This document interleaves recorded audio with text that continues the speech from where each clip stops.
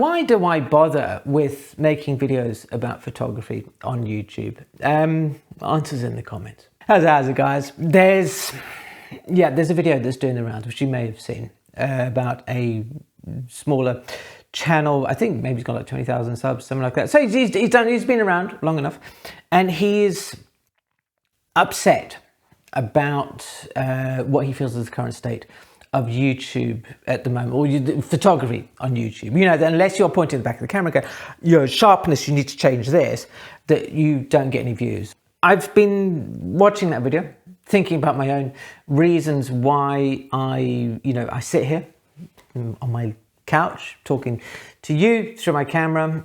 Here on the channel, I don't really talk about lenses or gear review, or even actually my own photography. I do, bring it into the mix from time to time, but I don't do all this kind of fancy B-roll of me out there, taking photographs or stalking the street or something like that. It's just not me. I want to sit here talking to you because I want to have a coffee and have a little chat. So, what is the purpose of me making these videos? When I first started out, was it November 2020? I was very reticent about showing any of my own work. It was going to purely be focused, the channel, on the work of photographers who I enjoyed. And sharing a bit of their backstory and some of their work. And then eventually I plucked up the courage. Okay, I'm going to put some of my own pictures on here. And, you may feel that anxiety, you may have shared it. You're about to share your work with a wider public. It is quite scary. And then, of course, the inevitable happened. Somebody puts in a comment and goes, for somebody who talks a lot about photography in a reasonably knowledgeable way, your photos aren't very good. And they were just like, oh, you got me. Oh, it just, ow, why? For a while, that thought bubbled around in my head for a bit. And then it was like, well, hang on a second. Yeah, this channel's not about me as a photographer. All right? And there is a misconception, I think that there's that terrible phrase, those who can do and those who can't teach. And I think that's completely disingenuous. I'm reasonable at taking photographs, but that's not the point. The point of this channel is not to say, rah, look at me, how great I am. It is more to hold up photography to you and to everybody else who watches this in its broad spectrum and say, look at this, isn't this awesome?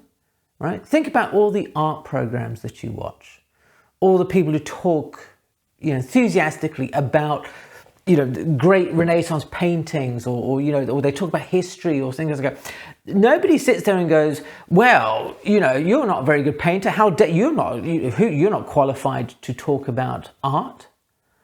And that's kind of the situation where I find myself in, is that I want to share with you my passion for photography, not of actual taking photographs, but of, what I get from looking at images. Last week I was talking to a friend of mine, and I was just discussing about, I feel like I'm lacking a bit of purpose in my life, and what is the point of this? When there's kind of weird existential crises that you have from time to time, and she reminded me of a Japanese philosophy called Ikigai. And I had heard of it before, and I thought, yes, I remember this. I went and I looked at it, and I'd always considered it from specifically a work-orientated point of view. That I'm going to use this as a little crib sheet because I'm not very good at remembering things. But Ikigai sort of basically says that your reason for being is like you have what you love, and then you have what you're good at, and then you have what you can be paid for, and then what the world needs. And whenever I'd heard this discussed, it was more about like this is what your job should be, because if you find all sort of stuff, then you'll never, work again, and all, kind of, very hippy dippy kind of stuff. And I'm actually, despite my protestations, I am actually a bit of a hippie inside. I sort of looked at this from a fresh perspective. I kind of went, do you know what? This makes a lot of sense because I love photography. I love talking to you about photography that I enjoy. I am, as I said, reasonably good at photography. There are people like yourself who are watching this, who enjoy the content on the channel, who find this helpful, inspiring, beneficial, whatever sort of word that you want to attach to. So that's kind of what the world needs. And then I'm also fortunate that it brings me income. You know, I have the YouTube stuff and I have also the courses and the cohorts, and there is another cohort coming up at the end of September. So if you're interested in that, just sort of let me know and keep your eyes open, because I will put up a little sign up link fairly shortly. Everything sort of comes together and I go, do you know what? Actually, this is why I do this. It's not to get the views. It's not to, you know, another video about sharpness or another lens review or something like that. It is more to read the comments, the emails, the feedback that I get from people who reach out to me, who is essentially a stranger, and say, you have reinvigorated my photography. I love what you do. Please do more of it. Also, these comments they're like manna kind of thing. I love that. It's so nice to know that, you know, that the passion that I feel for photography is here. And for a while I got a bit sort of, I think, into the same place that the guy who was having the issue with, you know, with the lens reviews and sharpness and stuff was also, is that to kind of be successful on YouTube photography in that market space, that you need to talk about the things. And I was kind of, oh yeah, if I'm not getting like, you know, like 500,000 views or 100,000 views or something like that, then I'm kind of failing in my mission. Because my mission, my purpose, my vocation, whatever you want to call it, I kind of was thinking in the wrong direction. Look at me, just tripping over with. This is what happens when I start to talk off the cuff. And I'm going to try and do more of this, because this is a conversation. It's a conversation. What's going on is that I was focused purely on the views, so the end game. Not so much on the people, you there, and the person behind you is watching over your shoulder, right? That connection. The reason I started this channel was because I've been missing talking about photography, about the joy that I get for it. I was one of the things that I missed a lot after I stopped doing weddings and hanging around sort of people who are a little bit more sort of knowledgeable about photography, was that I ended up talking all about gear, and it's boring. I don't want to. I want to sit there and say to you, look, do you know, here's this photographer. They're amazing. I think their work is really kind of cool. You might like it, you might not, right? But that's the beauty of things.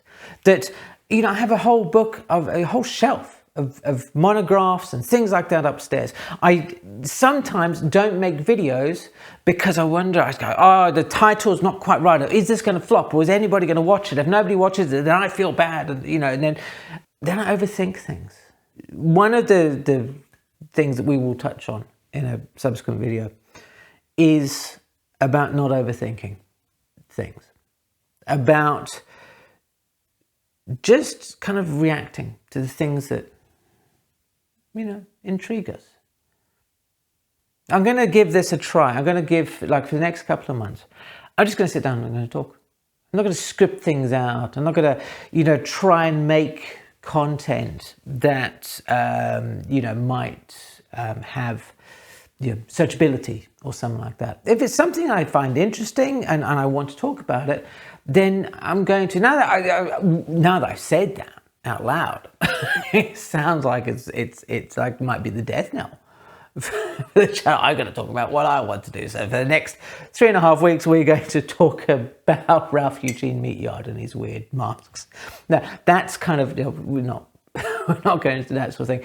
But, you know, there's a video, or there's a series coming out on Apple TV, I think, in end of September, somewhere around there, which is about the supermodels, Cindy Crawford and Naomi Campbell, all those sort of people.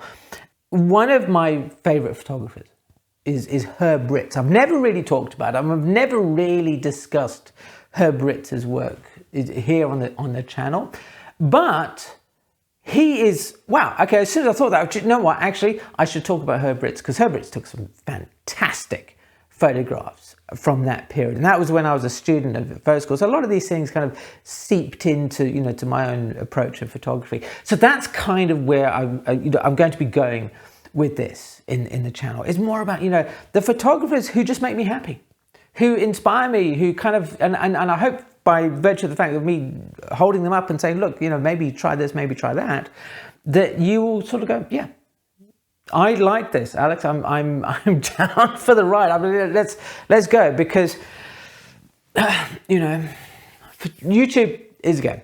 I know some of the rules. I don't really want to play them very much, because you put loads of effort and you do something like that, and then the video just nothing. And quite frankly, thanks to my friend, just reminding me of finding my ikigai, I have a little bit more of a focus. Now, it may feel like it's kind of evangelical. Look at me, I've seen the light and all that sort of stuff. But this is what I do about photography. Anybody who knows me in real life knows you just start me talking about photography, and then you have to shut me up, right? So we're just gonna carry on with all this kind of stuff. And if you enjoy the channel, if you haven't subscribed to the channel, if you're not part of the newsletter, and in fact, if you're not on board with the newsletter, if you'd like to hear these ramblings in word format, every Saturday we send it out. Just click the link in the description box below, and that will take you to the newsletter sign up. Thank you once again ever so much for watching. And if you like this rambling about finding your why in photography, check out this one. Thank you ever so much for watching. I'll see you again soon.